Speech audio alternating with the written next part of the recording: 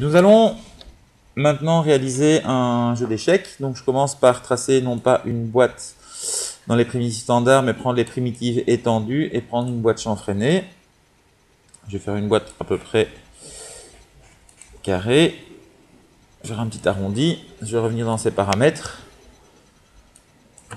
Je vais la rendre carrée, donc je vais faire 80 sur 80.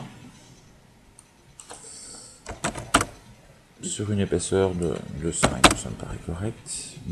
6. Je vais maintenant dupliquer cette boîte. Et je vais la rendre un peu plus petite. Est-ce que 75 sera suffisant? Nous allons voir. Oui. Je vais la rentrer à l'intérieur. Et là, je vais rajouter une série de subdivisions. F4 pour afficher les subdivisions. Au nombre de 8. 1, 2, 3, 4, 5, 6, 7. Oui, 8, c'est bien cela. 8 et 8. Voilà. Une fois que c'est fait, on enfonce un petit peu plus. Voilà. Je vais la convertir en polygone éditable. Vous allez comprendre pourquoi.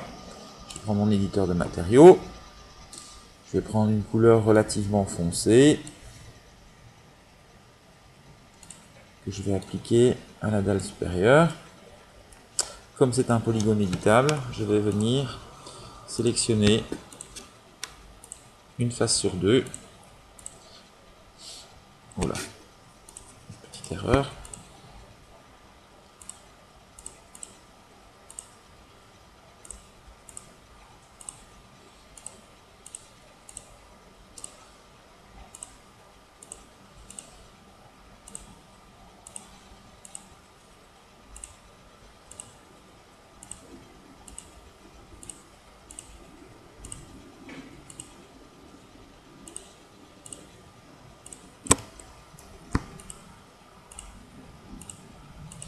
Voilà. Je vais maintenant prendre une couleur claire. Et je vais venir cliquer ici pour affecter à ma sélection. J'ai donc mon échiquier. Je vais maintenant masquer cet échiquier. D'abord le grouper. Et ensuite venir ici pour le masquer. Je le réafficherai quand toutes mes pièces seront faites. Je vais maintenant tracer une primitive standard, une boîte.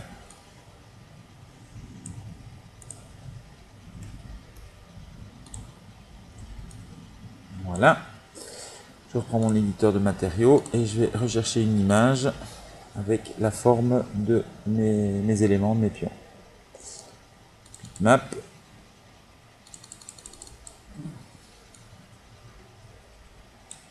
Voilà, on est ici. Je l'affiche. Je viens la déposer, je l'affiche. Je vais travailler dans ma vue de face. F3. Et je vais faire par exemple, nous allons par exemple commencer par le fou. C'est un gros plan. Je viens dans mon premier onglet, le deuxième ici, et je prends mes lignes. Et je viens tracer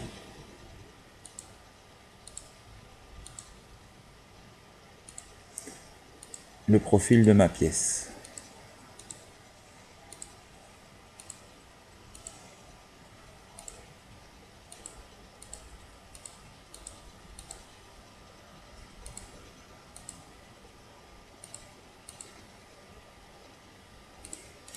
Voilà pour le profil.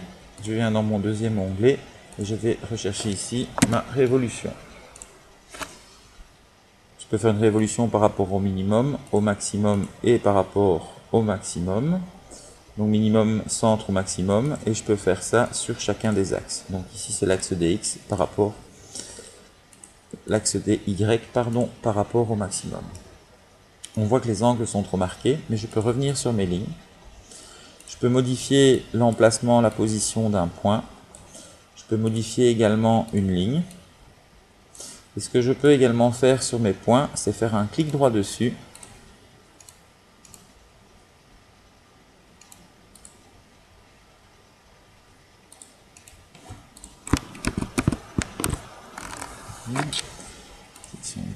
Sélectionner un point. Voilà, et le mettre en mode lissage. Celui-ci également.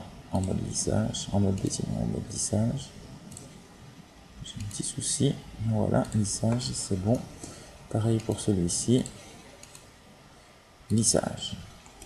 Je vais voir maintenant ce que ça donne. Voilà, ça me paraît correct. En petite modification du point qui se trouve ici.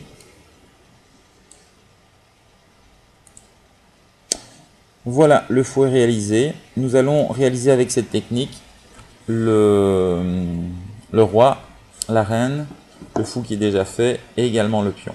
Pour la tour et le cavalier, nous y reviendrons un peu plus tard.